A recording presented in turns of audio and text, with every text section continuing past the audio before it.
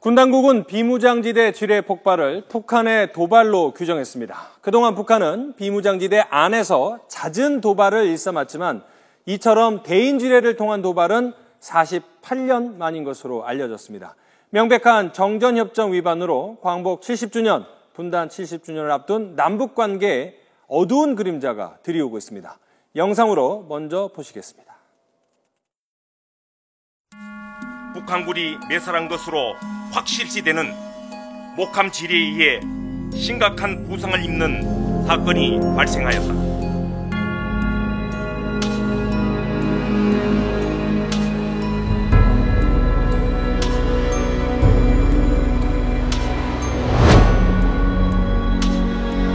자신들의 도발에 응당하는 혹독한 대가를 치르게 할 것이다.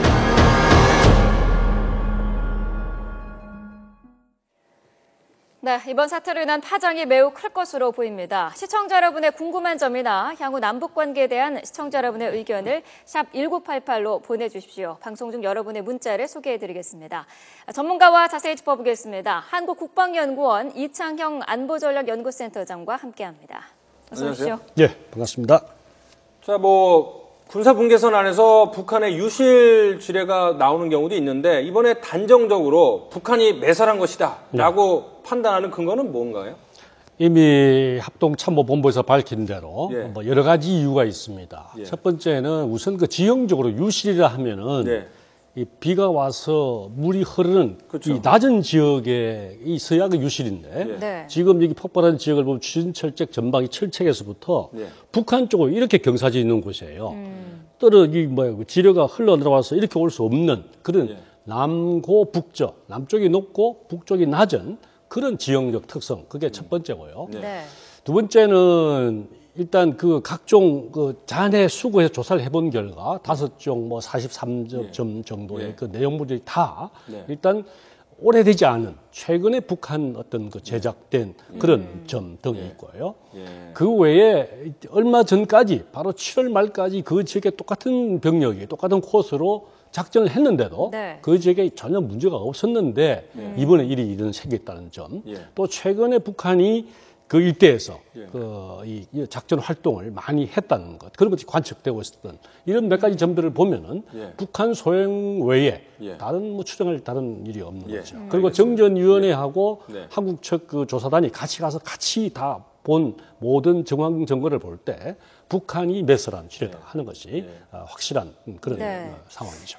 자, 폭발 당시의 화면이 준비가 돼 있으면 좀 봤으면 좋겠는데요. 자, 저희가 앞서서 화면을 여러 번 보내드렸었는데 자, 육안으로 봐서도 폭발력이 굉장한 걸로 보이는데요. 어느 정도라고 알 수가 있을까요?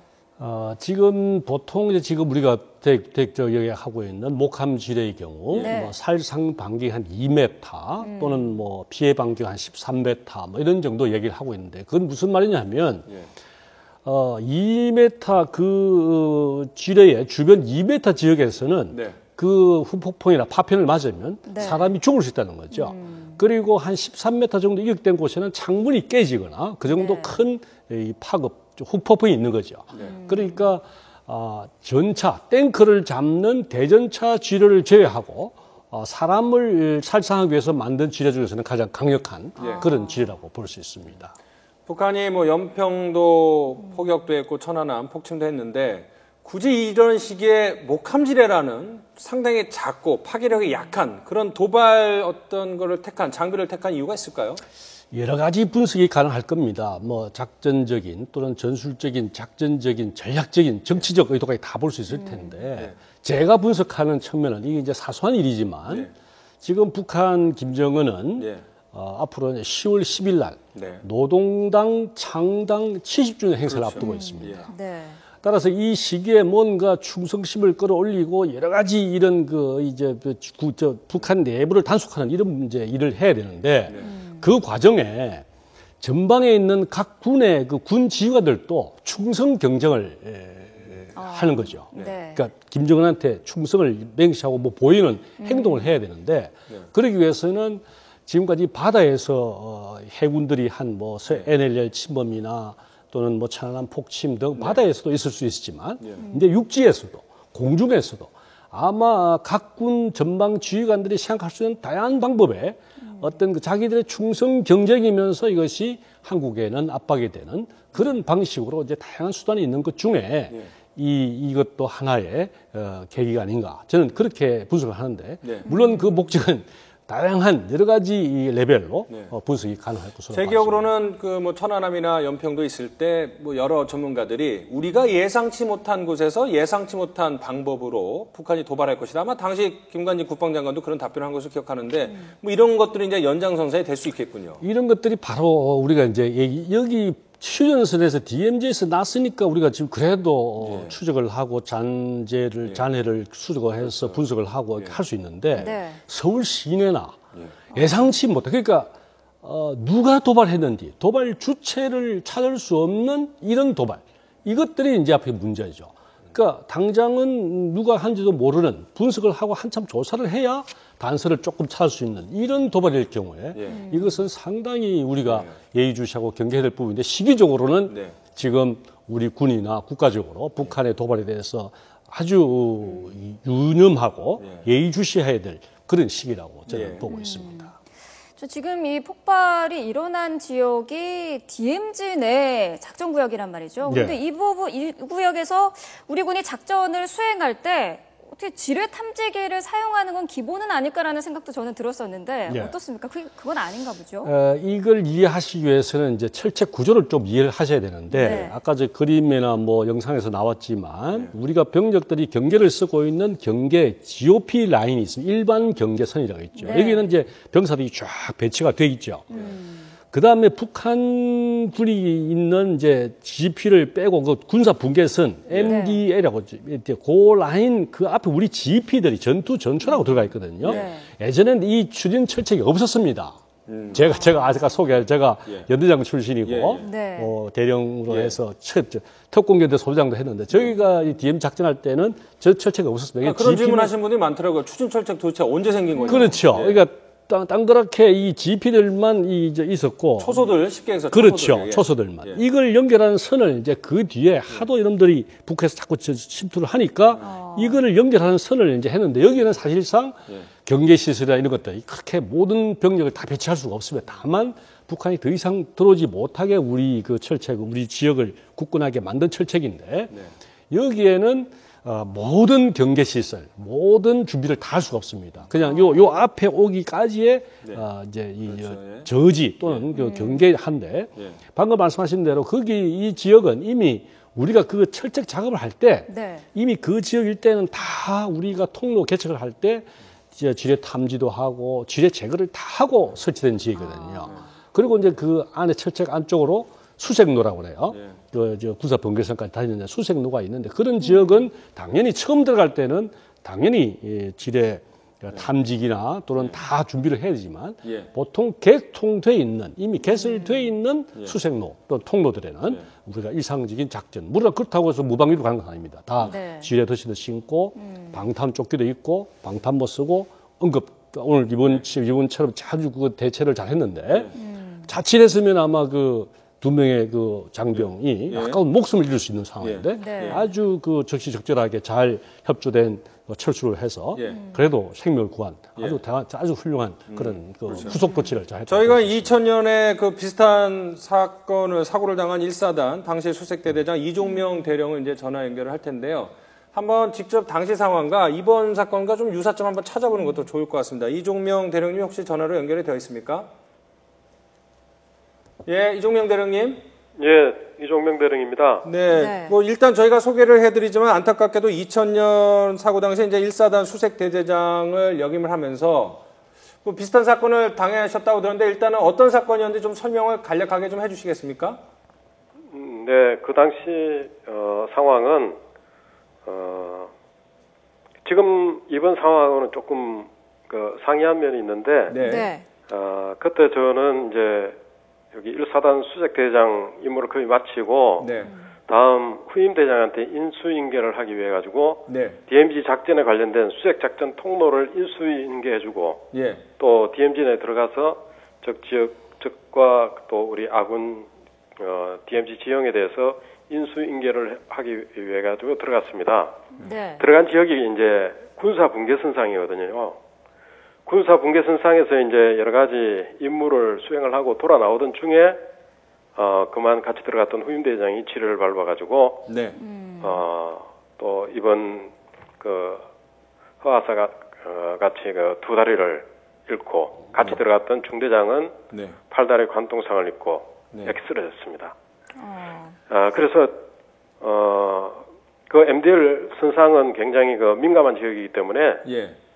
저희 주요 간부들이 들어가서 정찰을 하고 뒤에 있는 이 작전 같이 들어갔던 병사들은 네. 뒤쪽에서 저희를 엄호를 하고 있었기 때문에 예. 뒤에 있는 병사들이 그 상황을 잘 모를 수가 있어서 예. 네. 제가 그 두 사람의 상태를 살피고 난 다음에는 뒤에 있는 병사들한테 가서 여러 가지 상황 조치를 하고 예. 상급부터 보고하고 예. 그리고는 그 두 사람을 구하기 위해서 제가 다시 들어갔습니다. 예. 저 혼자 단독으로 들어가서 후임 대장을 부축해서 얻고 나오려고 부축하는데 예. 제 발밑에서 다시 또 지뢰가 폭발해 가서 예. 저도 두 다리를 잃는 그런 사고를 당했죠. 그 당시에 그 후임 대대장이 두 다리가 절단됐고 중대장은 허벅지랑 팔과 관통상을 입었고 대령님도 지뢰를 밟아서 이제 두 다리를 잃은 그런 안타까운 사건이 터졌는데요. 네. 이 당시에 그 뭐 북한의 소행이다 이런 것들은 밝혀지지 않았습니까? 예, 그 당시에는 뭐 그런 상황은 밝혀지지 않았어요. 예. 왜냐하면은 군사 분계선상에서 일어난 그런 폭발이고 예. 네. 또 그 지역에 있는 지뢰 폭발 어떤 그 상황을 봤을 때 네네. 이 폭발 규모가 네. 정확하게 이렇게 분석하기에는 좀 힘들었던 예. 그런 면이 있는데 왜 그런가 하면은 예. 저희들이 사고가 일어났던 그 지점은 굉장히 민감하거든요. 예. 네. 양쪽에서 다 동시에 접근할 수 있는 네. 현장에서 어떤 교전이 충분히 예. 일어날 수 있는 그런 민감한 지역이기 때문에 예. 그 지역에서 자세하게 이렇게 원인들을 분석하고 모든 네네. 알겠습니다. 자료들을 수집하고 하기는 예. 네. 굉장히 힘든 그런 상황이었습니다. 예.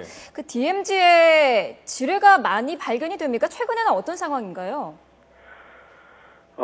저희가 작전 들어가는 지역은 항상 이렇게 지뢰 탐지기와 또 여러 가지 조치를 해서 다 안전한 상태로 이렇게 개척을 한 상태로 이렇게 들어가는데 네. 그렇게 개척할 당시에 보면은 군사 분계선상에 그리고 DMZ 내에 아직까지도 미확인 지뢰지들이 이렇게 어느 정도 산재돼 가지고 감축 발견되는 경우들이 있습니다. 네. 네. 예. 자, 현실적으로 그 북한의 지뢰를 탐지하려는 어떤 능력이나 장비를 가지고 감지해내는 것이 현실적으로 조금 어려운 면이 있습니까? 지뢰 탐지기로 이렇게 탐지를 할 수 있는 그런 지뢰 종류가 있고요. 예, 예. 그리고 탐지기에 이렇게 탐지할 수 없는 그런 지뢰 종류가 있는데 네. 그런 경우에는 최초 어떤 그런 작전 통로를 개척을 하고 탐지를 할 때는 일단 1차적으로 지뢰 탐지기로 이렇게 탐지를 하고 예. 그리고 그것으로 탐지가 되지 않는 것은 예. 또 탐침봉으로 해서 일일이 다 확인을 하고 예. 또 탐침을 일일이 자세하게 세부적으로 이렇게 하고 들어가기 때문에 저희가 개척한 통로에 대해서는 안전하다고 거기에는 지뢰가 확실히 모든 지뢰들이 제거됐다고 이렇게 확인할 수 있습니다. 예. 그러니까 이번 사건이 발생한 지역처럼 우리 군이 통상적으로 출입을 하는 곳에서는 항상 작전을 수행했기 때문에 이 지뢰 같은 걸 탐지하는데 조금 소홀할 수는 있다 이 말씀이시군요. 지금 이번에 그 지뢰 폭발이 일어났던 그 지역은 예. 제가 생각할 때도 굉장히 좀 의외인데요. 네. 2000년 저희가 작전을 들어갔을 때도 그 통로를 이용해서 들어갔습니다. 아, 그랬군요. 그 통로를 이용해서 들어갔고 예. 그 지역은 저희 수십 번 이렇게 작전을 다녔던 예. 그런 곳이기 때문에 예. 거기에서 이렇게 지뢰가 폭발했다는 것은 예. 정말 누구도 이렇게 예상하기는 힘든 그런 상황이었을 겁니다. 네. 이번에 그 터진 지뢰가 목함 지뢰라는 건데 이 목함 지뢰는 그러면 지뢰 탐지기로 좀 탐지하기가 힘든 그런 폭탄인가요? 그렇죠. 지뢰 탐지기는 철제로 된 지뢰만 이렇게 탐지가 되기 때문에 네. 나무나 플라스틱 이런 종류로 된 지뢰들은 탐지하기 힘들어요. 네. 대신 그런 지역은 다시 확인하기 위해서는 저희가 일일이 탐침봉으로 하나하나 확인을 하는 그런 방법밖에 없습니다. 네. 그러니까는 우리 장병들이 수시적으로 작전하는 지역에서 북한이 마음대로 여기저기 목함지뢰를 매설할 가능성이 있기 때문에 꼼꼼하게 탐지를 하는 것 외에는 방법이 없다, 이런 말씀이신 것 같습니다. 지금까지 합동군사대학교 지상작전교관이신 이종명 대령과 함께 이야기 나눴습니다. 오늘 전화 연결 고맙습니다. 감사합니다. 네. 자, 오늘 정부가 이제 즉각적으로 1차 대응을 내놨는데요. 대북 방송을 재개하겠다 이랬는데 상당히 북한에서 이제 민감하게 반응하는 거 아니겠습니까? 네. 대북 심리전 재개는 아마 북한이 상당히 반발도 심할 것이고, 그것을 지금은 이제 작전 구역 지역, 1사단 지역만 지금 재개를 했는데, 만약 이것을 전 전선에 확대한다 그러면 북한의 반응은 상당한 심각한 수준으로 반발할 것으로 예상됩니다. 왜냐하면 이 대북 심리전은 북한이 그동안 계속 한국한테 열세기 때문에 이 전선에 있는 장병들의 이 사상 체계를 바꿀 수 있는 그런 중요한 수단이었기 때문에 오랫동안 한국에게 중단을 요구해왔다. 왜냐하면 자기들은 그런 선전 수단을 쓸 수가 없는 그 대북 심리전을 하기 위해서는 아시다시피 그 큰 전광판이 필요하고 아주 강력한 확성기가 필요하고 또 여러 가지 그런 자원이 또 예산이 많이 투입돼야 되는, 그러면서 또 내용은 상당히 그 북한 1인 집단 체제를 아주 강하게 허점을 찌르는 그런 내용들이 들어가기 때문에 이런 그 전 전선에 깔려 있는 북한 그 장병들에게 그런 내용이 들어간다는 것은 압도적으로 국력 차이를 느끼게 되고 자기들의 그 체제의 허점을 드러내는 그런 부분이기 때문에 아마 아주 강력하게 반발하는. 그래서 전번에 우리가 재개한다고 했을 때 확성기를 조준 사격에서 격파하겠다, 그런 얼음장을 놓은 적이 있죠. 경고를 한 적이 있죠. 자, 그런데 그러면 이게 어디까지 휴전선에 있는 북한 장병들한테 직접적으로 전 그 선에서 다 방송하기 때문에 사기 저하에 영향을 미칠 수가 있겠군요. 당연히죠. 저희들이 제가 이제 특공연대 소장 82년, 3년, 4년 이럴 때 특공연대 소장할 때는 DMZ 들어가 보면 북측 방송이나 우리 측 방송이나 거의 성능이나 이게 비슷비슷했어요.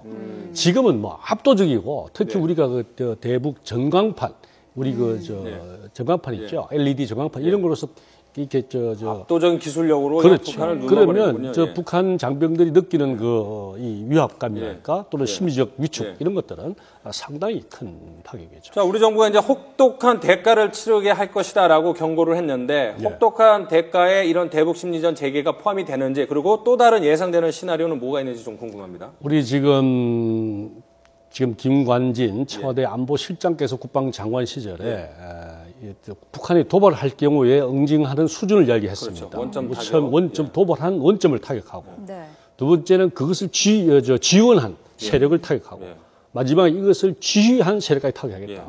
이런 그 단계를 밝히고 범위를 밝혀놓고 그것을 지금도 계속 유지하고 있거든요. 그래서 이번에 지금 이제 도발에 북한이 도발한 설치한 목함 지뢰 우리가 또 당했으니까 이것의 구체적인 이제 어느 지휘 라인에서 어떤 루트에 되는가를 정확히 밝혀지기만 한다면 거기에 따른 우리의 대응, 혹독한 대가의 수준은 그런 어떤 그 수위에 따라서 또는 북측의 어떤 의도와 지휘 라인에 어디까지 이게 개입됐는지 그런 거에 따라서 우리의 수위도 상당 부분 달라질 수 있을 거라고 봐집니다. 이 대북 확성기 방송을 통해서 북에도 그 부분은 부담이 되겠습니다만 앞으로 북한이 이런 도발을 안 한다는 보장이 없거든요. 그렇다면 우리 군의 DMZ의 작전도 위축되지는 않을까, 이런 우려도 있는데요. 어떻게 보시나요? 이제 이건 우리의 결정, 우리 군 지도부의 또 장관님이나 우리 지도부의 결정에 따라 달라질 수 있는데 이미 어떤 그 사기라든가 여러 가지 작전 능력 면에서 한국군이 훨씬 지금 우세한 상황을 갖고 있고, 특히 장비라든가 이런 여러 성능에서 우리 우세하기 때문에 당장 그런 일로 해서 위축을 당하나 그럴 필요 없어요. 그리고 우리 지금 장병들이나 국민적 정서가 천안함 연평도 포격 이후 또는 NLL 이런 특히 최근에 그 연평 해전 영화 상영 이후에 국민적 이런 그 감정이 도발만 해봐라, 우리는 강하게 응징할 수 있다. 또 국민들이 그런 생각을 갖고 있고 그걸 어느 정도는 감수할 수 있다. 이런 공감대가 형성된 것으로 봐집니다. 제가 볼 때는 적절한 북한에도 교훈을 줘야 되고 도발했을 때는 타당한 대가를 치른다 하는 것을 잘 교훈을 줄 필요가 있다고 생각합니다. 네. 어쨌든 뭐 우리 군 입장에서도 조금 보완 대책은 필요할 것 같다는 생각이 좀 듭니다. 한국국방연구원 이창영 안보전략연구센터장과 함께 이야기 나눠봤습니다. 고맙습니다. 네, 감사합니다.